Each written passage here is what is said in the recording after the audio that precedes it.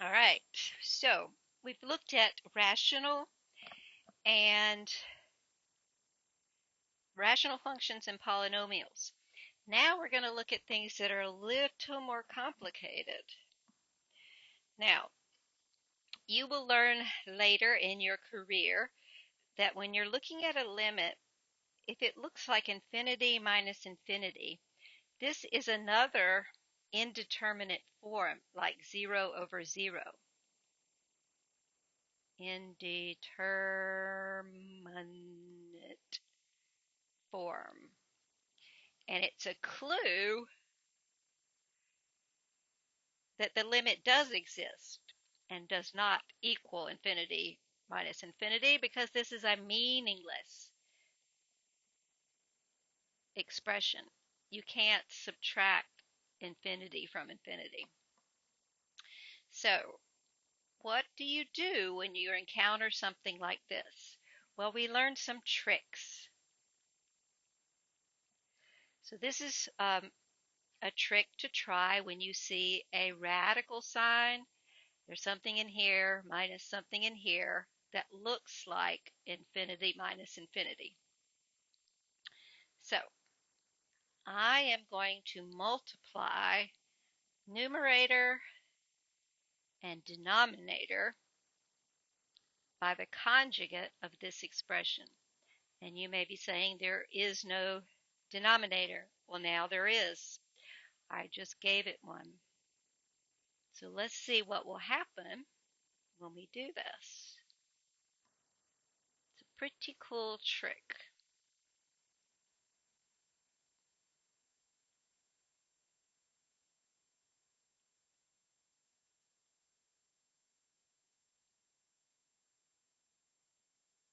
So what's the conjugate?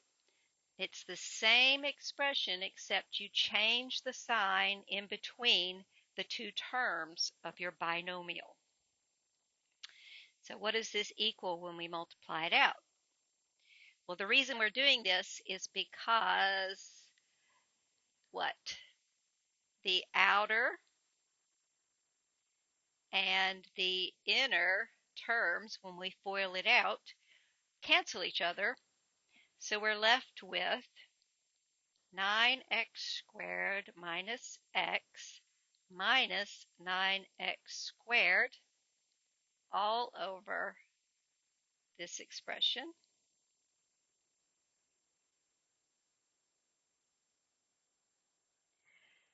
And so let's see what that gives us.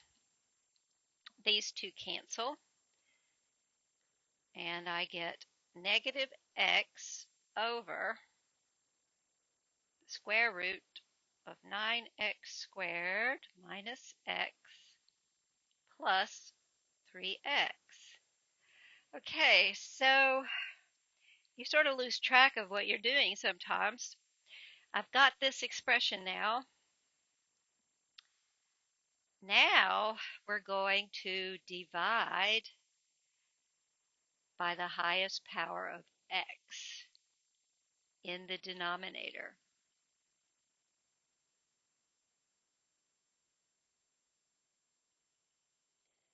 This technique works with functions that are not rational functions. Okay, so let's get some more room.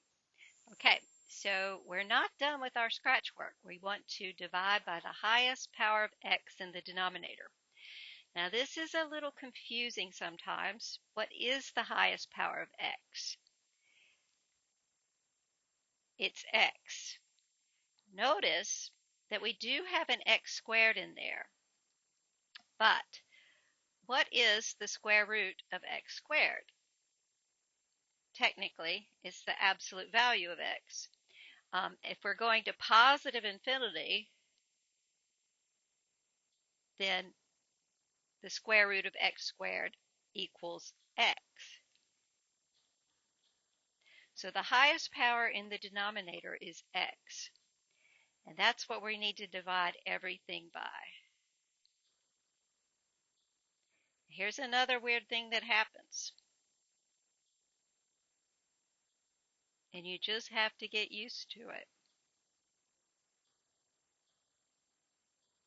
and I'll try to explain it. So why did I double the power up inside the square root? Well, what's going on is this. We have this expression, 9x squared minus x, and I want to divide it by the absolute value of x because, well, let me try it another way. Because we already know it's going to be positive because we're going to positive infinity. So we're trying to divide this by x. Since it's going to positive infinity, x is the same thing as the square root of x squared. So that allows me to bring that up into the denominator. So if you think about what we're looking at 9x squared minus x to the 1/2 power over x squared to the 1/2 power. When the powers are the same like that, we can bring them both into, well, let me write it and then say it.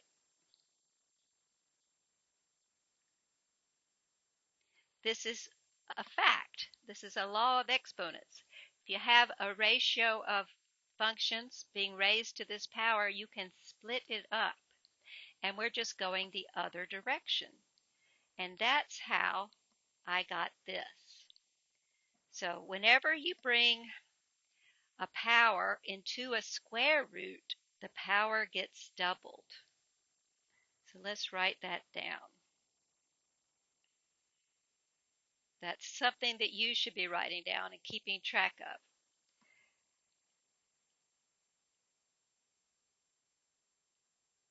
So when we bring a power of x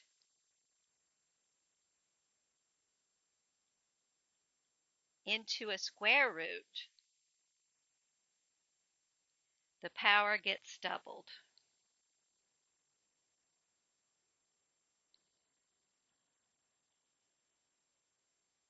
And our book talks about this a little bit too. So let's simplify this. The numerator, that's -1. What's happening down here under the radical sign? Well, I have 9, minus 1 over x inside the square root. This was just a little typo there, but an important one. I forgot to write x squared there. We're dividing under the square root. That power got doubled. We're dividing by x. So when we divide this by x, it's x squared. We divide this by x, it's x squared. And over here, I have 3. Now, after all of that work, this is what I want to take the limit of. So let's do that over here. Now we're ready to take the limit. Remember, you can bring the limit inside the square root. I don't know if you remember that, but you can. But this is how I think of this.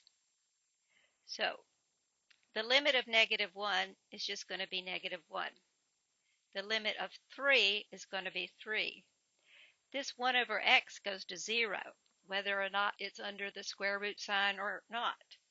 And this 9 is under the square root, and it goes to 9.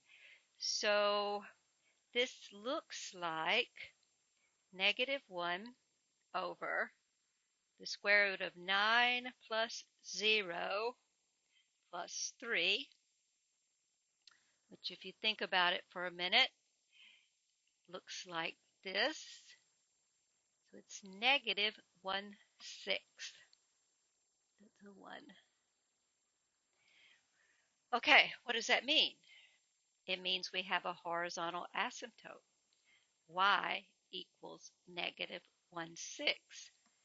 So infinity minus infinity is not equal to 0. All right, that was a lot of work, but it's good practice. Now this one actually is much easier because I don't know if that's the right section, that's from another book, but the limit laws tell us we can bring the limit inside the square root. So maybe the first thing I'm going to ask myself is, all right, this would be the limit of, the square root of the limit of this function.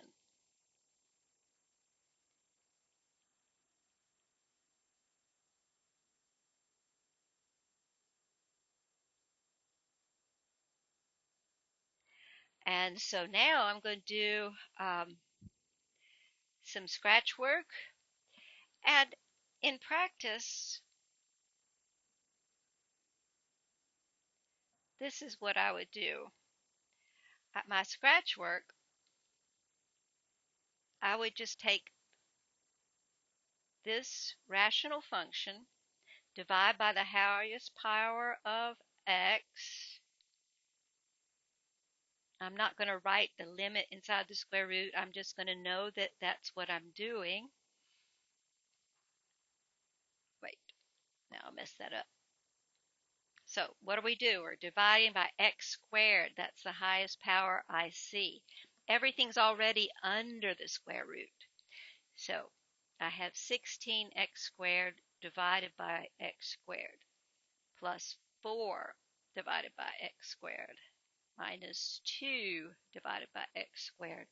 That's my numerator. Denominator looks like this.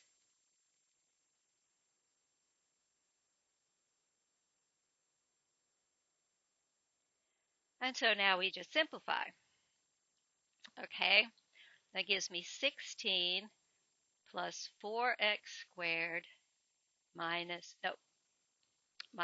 4 over x. So be careful when you write these things down. Minus 2 over x squared.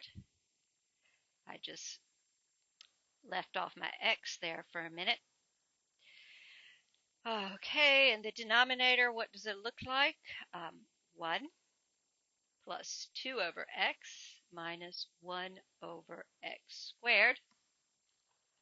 So I would rewrite this as the limit as x goes to infinity of this thing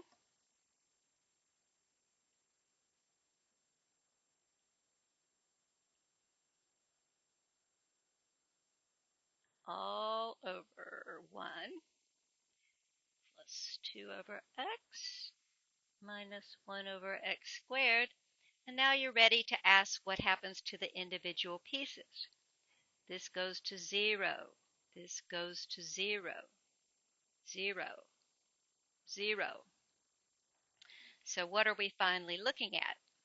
Well, let's see. I'm looking at this expression.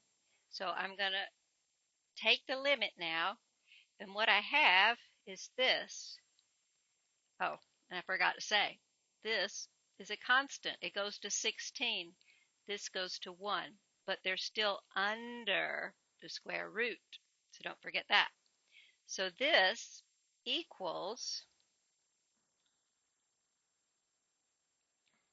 16 plus 0 minus 0 over 1 plus 0 minus 0, which is simply the square root of 16. And your final answer is 4. What does that mean? There's a horizontal asymptote. Y equals 4. And how else could you figure that out? Well, look, this is a rational function in here. This would have a horizontal asymptote of y equals 16. We're just looking at the square root of that, which would be y equals 4. Okay. Let's see. What does this one look like?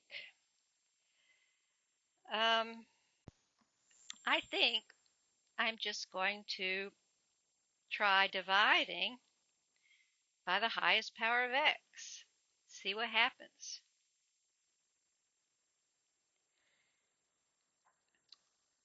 Okay, so scratch work. Up inside the square root, what's going to happen?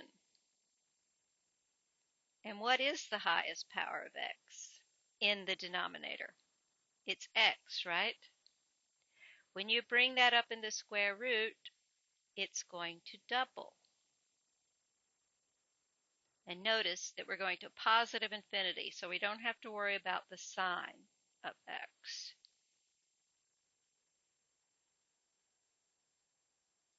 Okay, so what does this simplify to? The square root of 25 minus 125 over x squared over 1 minus 5 over x. All right, now we're ready to try to evaluate the limit. Always write your notation, limit. This does not equal the square root of 25. That is incorrect if you say it does. You have to take the limit to get that result. So this will be 25 minus 125 over x squared, 1 minus 5 over x. Then we know this goes to 0. This goes to 1. It's a constant term. This goes to 0. This goes to 25. It's still under the square root. So this equals the square root of 25 minus 0 over 1 minus 0, which is simply the number 5, which means this function has a horizontal asymptote of y equal 5.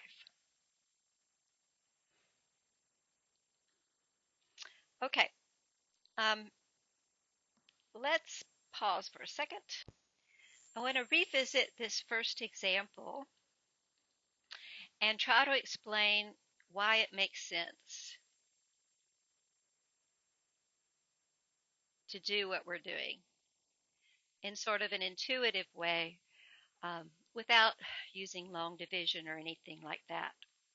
So look at this function, f of x equals 2x plus 5 over 3x squared plus 1. Now, as x goes to positive infinity, say, x is very large,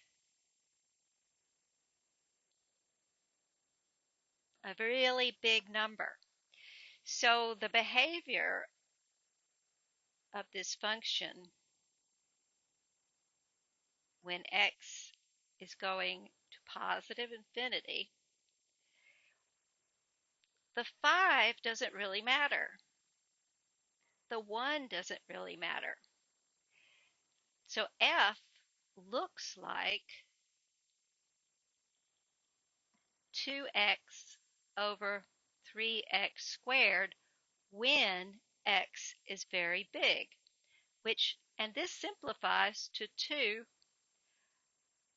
over 3x, which is the same thing as we get. And if you asked yourself what the behavior of this function,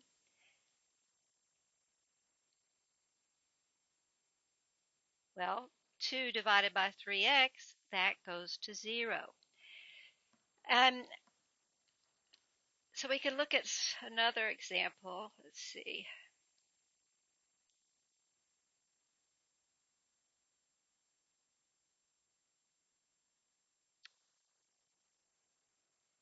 Well, I can try to make sense of this.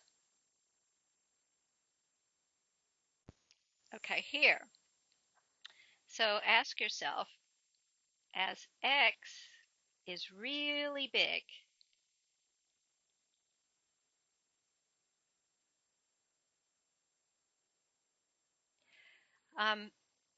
the 5 and the 125 don't really make any difference.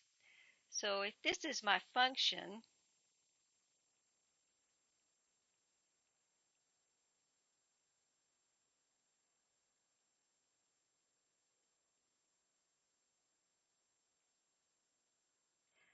when x is really big, it looks more like this.